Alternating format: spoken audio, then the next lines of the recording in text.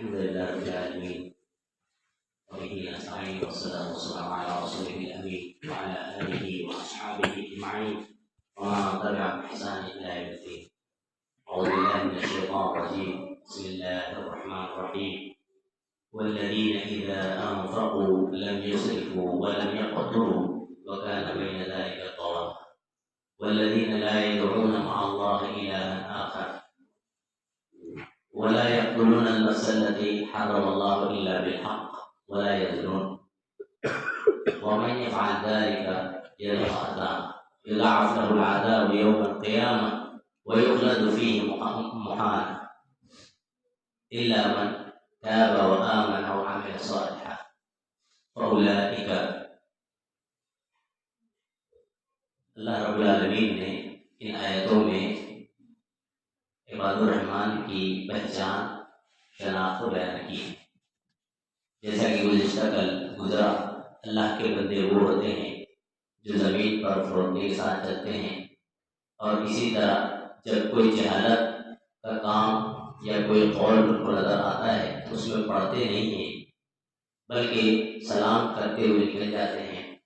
اللہ نے یہاں کہا کہ والذین اذا انفقوا لم یسرفوا، جب خرچ کرتے ہیں تو اسراف نہیں کرتے ہیں. اسی طرح ولم یقتروا، اور نہ ہی اقتار کرتے ہیں یعنی بخیلی کرتے ہیں. وکان بین ذلک قواما، بلکہ درمیانی اور معتدل راستہ اختیار کرتے ہیں.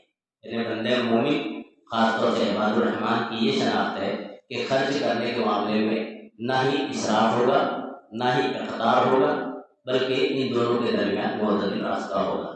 اسراف اقتار کیا ہے؟ اسراف اللہ رب العالمین کی نافرمانی میں خرچ کرنے کو اسراف کہتے ہیں. کوئی بھی بندہ اگر اللہ کی نافرمانی میں کوئی چیز خرچ کر رہا ہے، شریعت کی نافرمانی میں کچھ خرچ کر رہا ہے، یہ سمجھ لینا چاہیے علامت ہے کہ اسراف میں مبتلا ہے. اسی طرح اللہ رب العالمین کی فرما برداری میں نہ خرچ کرنا یہ اقتار ہے. یعنی ایک بندے کو اللہ کی فرما برداری میں، شریعت کی فرما برداری میں خرچ کرنا چاہیے. اللہ نے طاقت اور قوت دیا ہے لیکن پھر بھی وہ نہیں کر رہا ہے، رک رہا ہے اپنے آپ کو، تو یہ اقتار ہے. یعنی نہ اسراف مومن بندے کرتے ہیں، اللہ کے بندے کرتے ہیں، اور نہ اقتار کرتے ہیں، بخیلی بھی نہیں کرتے. وکان بین ذلک قواما، اب یہ قوامہ جو ہے ان دونوں کے درمیان ہے. یعنی یہ کہ اللہ کی فرما برداری میں جو طاقت و قوت ہے اس کے اعتبار سے خرچ کرتے رہتے ہیں، اسراف سے بچتے رہتے ہیں. تو یہ بندے مومن وہ ہیں جو عباد الرحمن کی شناخت میں شامل اور داخل ہیں. پھر اللہ رب العالمین کہتا ہے والذین لا یدعون مع اللہ الہا آخر، اللہ کے بندے اور اللہ کے عباد الرحمن کی پہچان یہ بھی ہے کہ وہ اللہ کے ساتھ کسی کو شریک نہیں کرتے. معلوم یہ ہوتا ہے کہ جو مومن اور مسلمان ہوتے ہوئے اللہ کی ذات کے ساتھ کسی کو شریک، ساچی، واسطہ، ہیلا، وسیلہ کے نام پہ داخل کر رہا ہے تو یہ سمجھ لینا چاہیے کہ اس کے اندر عباد الرحمن کی جو شناخت اللہ نے بیان کی ہے، جو پہچان بتائی ہے، وہ پہچان ختم ہو جاتی ہے. اس لیے کسی مومن سے یہ زیبا ہی نہیں ہے کہ وہ اللہ کے ساتھ کسی کو شریک کرے، چاہے وہ واسطے اور وسیلے کے نام پہ، خوف کے نام پہ، ڈر کے نام پہ. اللہ ہمارے نہیں سنتا، اس نام پہ کسی بھی نام پہ نہیں کر سکتے ہیں. اس کی موٹی سی مثال ہے، آج ہمارے معاشرے کو جو سمجھتے ہیں صدقہ اور طفیل کے نام پہ جناب محمد رسول اللہ صلی اللہ علیہ وسلم کے نام سے کہتے ہیں اے اللہ تیرے نبی کے صدقے. بظاہر یہ جملہ کچھ خاص نہیں ہے لیکن عقیدے کے تعلق سے بڑا اہمیت کا حامل ہے. اتنا چھوٹا سا جملہ جو ہے بڑا اہمیت کا حامل ہے. اس سے مراد بندہ کیا ہے معلوم ہے؟ اے پروردگار، ہم تیرے نبی کے صدقے میں یہ دعا کر رہے ہیں اور تو قبول فرما. اب صدقے اور طفیل کا معنی کیا ہوتا ہے؟ اے پروردگار، ہم تجھے حوالہ نبی کا دے رہے ہیں. اے پروردگار، ہم تجھے حوالہ نبی کا دے رہے ہیں. نبی کی محبت میں یا نبی کے ڈر سے اللہ کو اپنا فیصلہ میرے ہاتھ میں بدل، یہ معنی ہوتا ہے.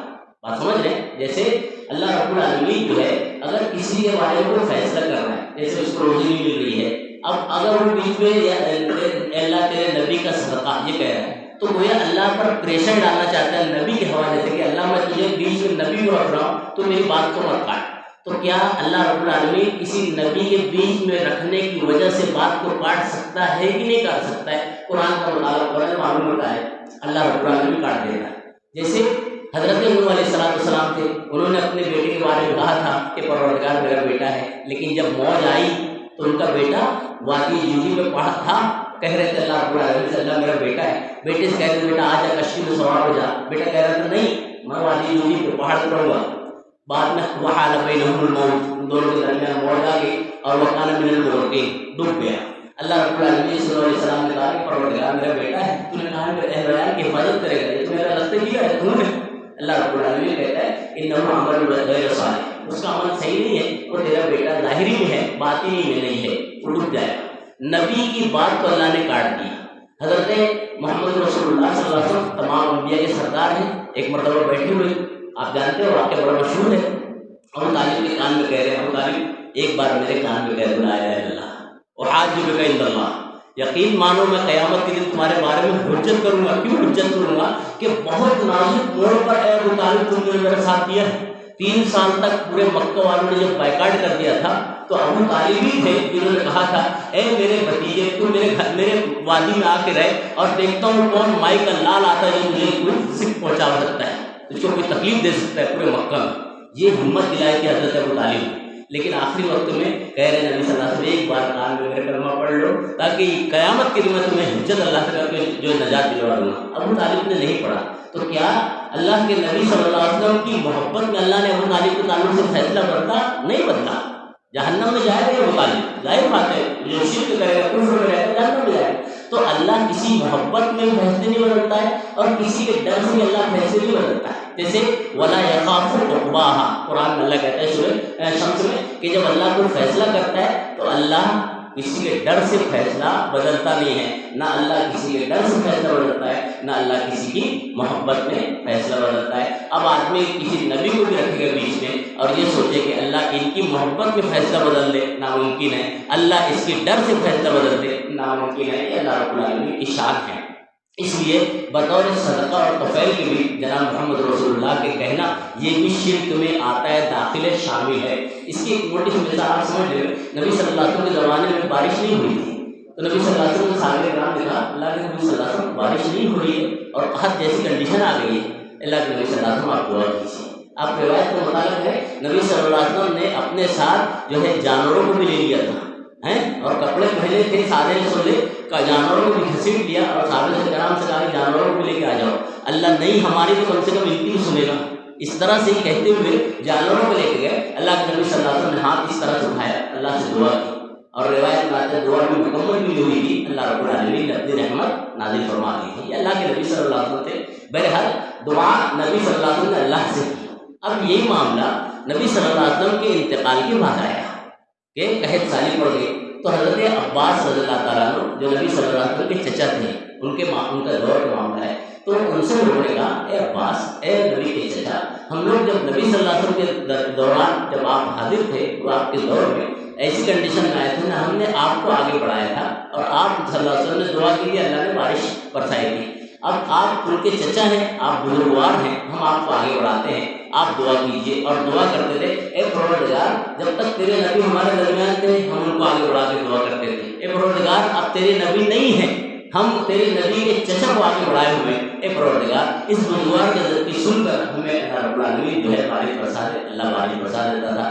آپ غور کر سکتے ہیں کوئی بھی بندہ مومن کہ اللہ کے نبی صلی اللہ علیہ وسلم اپنی قبر مبارک میں تھے، وہاں پر روضہ نبی میں تھے، صحابہ کرام چاہتے ہوئے کہہ سکتے تھے اللہ تیرے نبی ہیں جو اب پہلے حاضر تھے، زندہ تھے، اب قبر میں ہیں، ان کے حوالے سے، لیکن صحابہ کرام نے یہ نہیں کیا۔ اس سے معلوم ہوتا ہے کہ صدقہ اور طفیل کے طور پہ کسی بندے کو شریک کرنا، اللہ کی ذات میں حوالہ دینا، یہ بھی شرک میں شمار ہوتا ہے۔ اور عباد الرحمن وہ ہوتے ہیں لا یدعون مع اللہ الہا آخر، جو اللہ کے ساتھ کسی کو شریک اور ساتھی نہیں ٹھہراتے ہیں، یہ عباد الرحمن کی پہچان اور شناخت ہے۔ تفصیل انشاءاللہ پھر رکھی جائے گی۔ اللہ رب العالمین سے دعا کرتے ہیں اللہ تعالیٰ ہمیں حقیقی معنوں میں اللہ کے بندوں کی صف میں داخل اور شامل فرما دے۔ اللہ رب العالمین ہم سے جانے میں ختم ہوئی، اللہ رب العالمین اپنی رحمت سے ہمارے خطاؤں کو درگزر فرما دے۔ السلام علیکم۔